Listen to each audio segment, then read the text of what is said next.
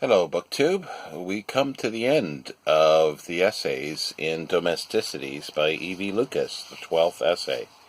It's concerning a gentle advisor.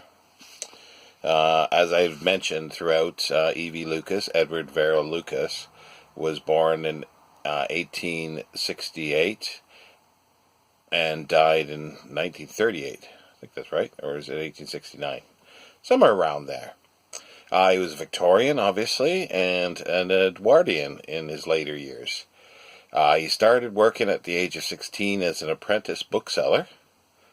He began writing, and he got a job doing journalism. He wrote a biography, and he went on to just continually write for various publications. And one other writer described him as writing that he spoke less words than he wrote. Because I joked that he never slept, never ate, and somehow fit 40 some hours in every 24 hours. At least it seems that way.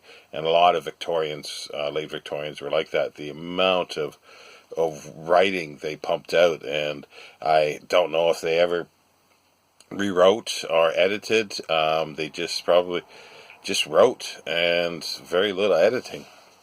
But here we come to the last of the essays. And as I say, it's called Concerning a Gentle Advisor. The advisor, he's going through an Elizabethan writer, Gervais Markham, who was born in 1566 to 1663, died. And the footnote here describes him as soldier, man of letters, dilettante, and the author of very many manuals of farriery, sport, agriculture, horticulture, cookery, medicine, and the home arts generally. Markham wrote poetry as well. Not very good poetry from what I can see, but poetry nonetheless. And he wrote sort of a cookery manual or a household manual for the housewife, which E.V. Lucas goes into here, which is kind of interesting. And also just other things on horsemanship and how to train a horse. But let's get to the essay and let E.V. Lucas go through here. And as usual, I'll read the first paragraph and then paraphrase throughout. I have called Gervais Markham a gentle advisor because the quality of gentleness has such prominence in his pages. His sentences have a gentle euphony, and his poetry has a gentle melancholy. His attitude to life, as we glimpse in between the lines, is one of gentleness. In his treatises he does not command, or, as we say of small tyrants, order about. He advises, suggests, in a word, persuades. If you will roast a piece of fresh sturgeon, says he in the cookery, by way of courteous opening, and then come the directions, and if you will roast a chine of beef, a loin of mutton, a capon, and a lark, all at one instant, and at one fire, and have all ready together, and none burnt, do so, and so. And he says, not content with his own mild persuasion, the gentle Markham would have us all gentle too, and herein, I think, lies his peculiar attraction. And he talks about how, an owner would address his pack of hounds, and you shall not suffer your whelps to suck above 2 months at the most, but then you shall wean them.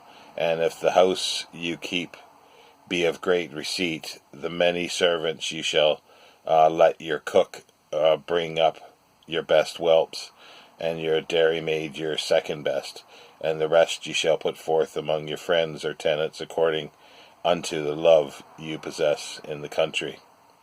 That a man may keep hounds and yet possess no love in the country is a state of things beyond Markham's ken. And he also talks about having a hawk and how to sort of train a hawk, persuade it. He says, with a loving and gentle countenance, and so making them acquainted with the man. And in breaking or riding a horse, we must never forget to cherish the animal. See how prettily Markham instructs us, and quotes, now of cherishings there are generally in use but three, as first the voice, which being delivered soothly and lovingly, as crying, "Hello, so boy," and there, boy, there, and such like, gives the horse both cheerfulness of spirit and a knowledge that he hath done well. Then the hand by the clapping him gently on the neck or buttock, or giving him grass or other food to eat after he hath pleased you, and lastly the big end of the rod, by rubbing him therewith upon the withers or mane, which is very pleasing and delightful to the horse. And and he says, towards the whole world Markham seems to have entertained a tenderness, or the well-being of his fellow men he has no less solicitous. In his farewell to husbandry, the directions as to the husbandman's labours for several months of the year are rounded off with a thoughtful word of advice as to the care of his health. In January, he must keep warm, and rather with exercise than sauce increase his appetite.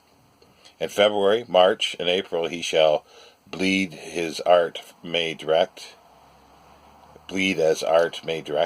In May he is bidden beware of mountebanks and old wives' tales, for the latter hath no ground, and the other no truth in apparent cozenage.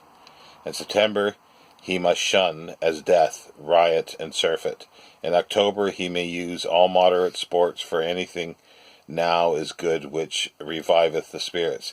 In December we find this entry. And lastly, for your health, eat meats that are hot and nourishing, drink good wine that is neat, sprightingly and lusty.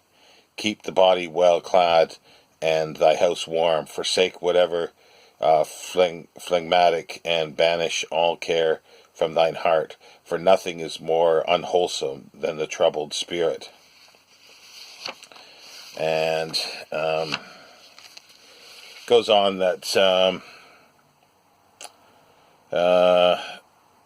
he says words were to these early writers, talking about the Elizabethans, like a new toy to the happy child, and they played with them with much delight.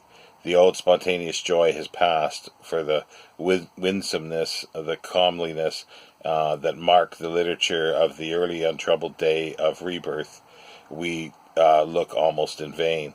The world is no longer new in every morning as once it was.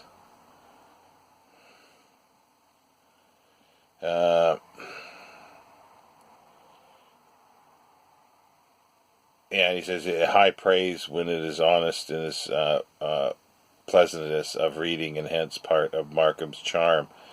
Superlatives are a little out of date with us. The finest edge has been taken from life. The sun is, in our day, too high in the heavens for the ancient energy and zest. The Elizabethans knew the glory of his rising when the dewdrops glistened and the lark sang on heaven's gate, and enthusiasm inhabited the clear light. And he says now and again he wrote poetry, and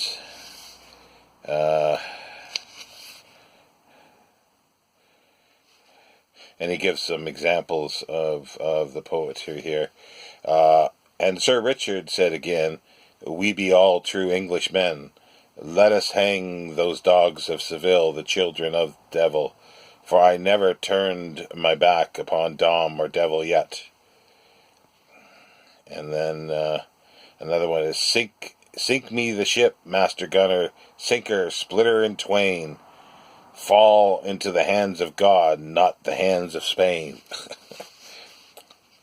Sounds pretty dreadful to me, but anyway. It would have its place, obviously, for the time, but it just doesn't sound very good these days, I don't think. That's my opinion.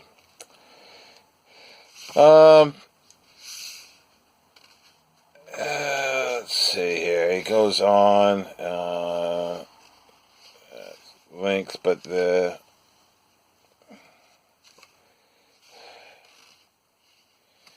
he talks about, he starts getting into the food, and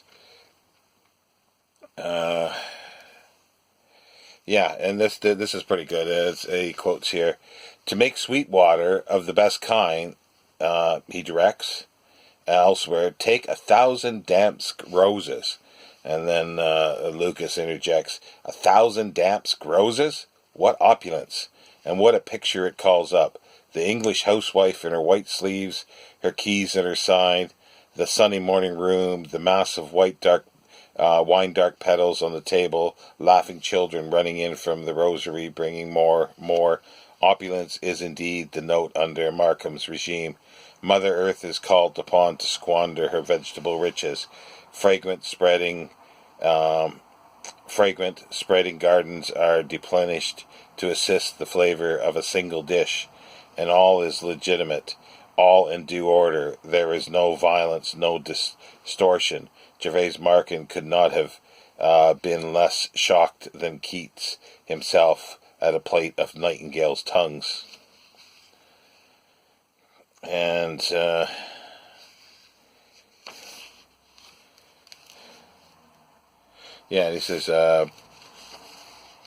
says here, Dr. Kitchener's phrase, I'm not sure who Dr. Kitchener is, to be honest, "a notable fork, some idea of the estimation in which he had the culinary art may be gathered from the following positive statement concerning the English housewife.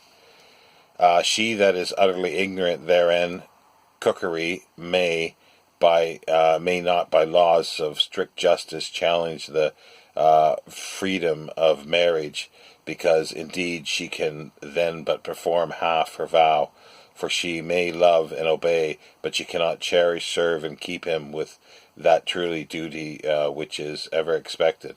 Markham is already rarely dogmatic.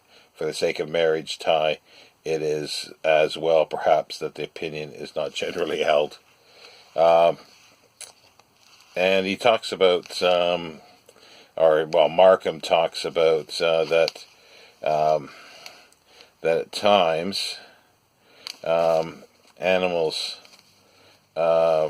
must be killed, but he's, where is it here?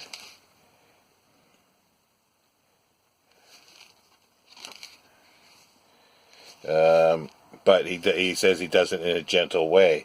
And he talks about that, he says here, recognizing the necessity, but says, "If, however, the husbandman is in progress and the sportsman justify himself, animals must be killed. Recognizing the necessity, Markham lays down rules accordingly, but still with gentleness.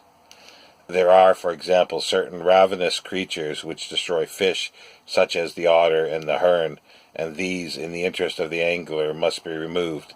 Among them is the kingfisher, which is a small green bird, and the way to take him is to mark his haunt, where he commonly sitteth, which is ever in some bush next to the river, and set a little cradle of lined straws about his seat, and then will quickly take him, for he seldom changeth, but ever sitteth upon the bough." So if an animal is disrupting man's enjoyment of killing other animals, we must kill them. Yeah, okay. And then he continues with the cooking part here, which is quite interesting. It says, "Now for a more humble feast, or an ordinary portion which any good man may keep in his family for the entertainment of true and worthy friends, in must bold limitation with its provision on the season of the year. For summer affords what winter wants, and winter is master of that which summer can but with difficulty have. It is good then for him that intends to feast, to be down, to set down the full number of his full dishes, that is, dishes of meat that are substance and not empty, or for show. And if these 16 is good proportion for the course unto one mess, as thus, for example: first, a shield of brawn with mustard; secondly, a boiled capon; thirdly, a boiled piece of beef, boiled, I think he means; fourthly, a chine of beef roasted; fifthly, a neat's tongue roasted; sixthly, a big pig roasted; seventhly, a chewet's baked; eighthly, a goose roasted; ninthly, a swan roasted; tenthly, a turkey roasted; and 11th, the haunch of venison roasted; and 10th, a pasty of venison; and 13th, a kid with pudding in his belly; and the 14th, on olive pie; the 15th, a couple of capons; the 16th, a custard or doucettes. Now, to these full dishes may be added salads, fricassees, quail choses, and devised paste, as many dishes more, which make the full service no less than 32 dishes. So 32 dishes, which is as much as can conveniently stand on one table and in one mess.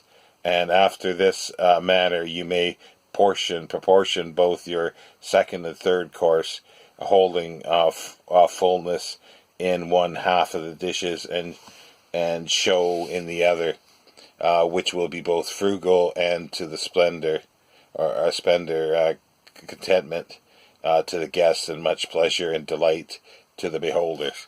So 32 dishes, and it could never fit on the table, any table I've ever had. And then he ends here: with this insight into the ancestors' appetites, may we not understand more clearly the Elizabethan spirit, its breadth, optimism, radiance. Markham in the kitchen has himself something of a grand manner of the early dramatist, at the table, groaning beneath such dishes, so wealthy in picturesque abundance, in essential sweetness and vigor, and withal racy of the soil. There must abide enthusiasm. Our own literature would perhaps be robuster if we could reinstate some of these old eating customs. Yeah, 32 dishes. So ends Domesticities. What's the subtitle again here? A Little Book of Household Impressions. I've enjoyed them, some more than others. This last one, it's had some interest to it, but not as sparkling as some of the others. I would like to continue, and I will continue with essays, but not every day. It will be more Lucas, I'm sure, but I will jump between different authors, and I doubt it will be every day. Well, this was planned to be every day, but most likely every other day I will do one, but I might pop another one in here or there. So I hope you've enjoyed Domesticities by Evie Lucas, as I have, and I will see you later, BookTube, and remember to check out my Friday reads to vote on which shelf tour I begin with. Yes, I am going to be doing a shelf tour, so do take a look at that. Take care, BookTube. I will speak to you later. Bye.